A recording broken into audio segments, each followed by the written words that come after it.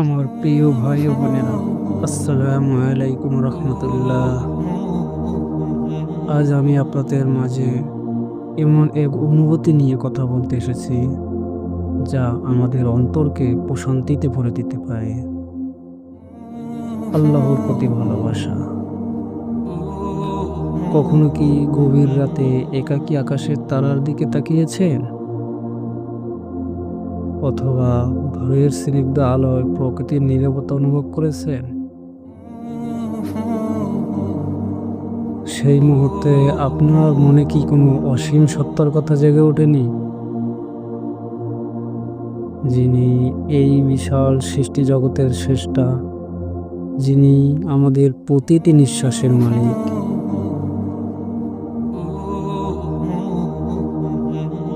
আল্লাহর প্রতি ভালোবাসা কোনো বাধ্যবাধকতা নয়, বরং এটি একটি গভীর আকর্ষণ, একটি আত্মার টান। যখন আমরা আমাদের দুর্বলতা অনুভব করি, যখন আমাদের মনে হয় আর কোনো আশ্রয় নেই, তখন একমাত্র আল্লাহই আমাদের ভরসা দেয়। পবিত্র কোরআনে আল্লাহ তাআলা বলেন, আর যারা ঈমান এনেছে তারা আল্লাহকে সবচেয়ে বেশি ভালোবাসে। সূরা আল বাকারা আয়াত ১৬৫। এই ভালোবাসা আমাদের জীবনকে অর্থবহ করে তোলে। এটি আমাদের শেখায় কিভাবে অন্যের প্রতি সহানুভূতিশীল হতে হয়, কিভাবে ন্যায় বিচার প্রতিষ্ঠা করতে হয়, এবং কিভাবে একটি সুন্দর সমাজ গঠন করতে হয়।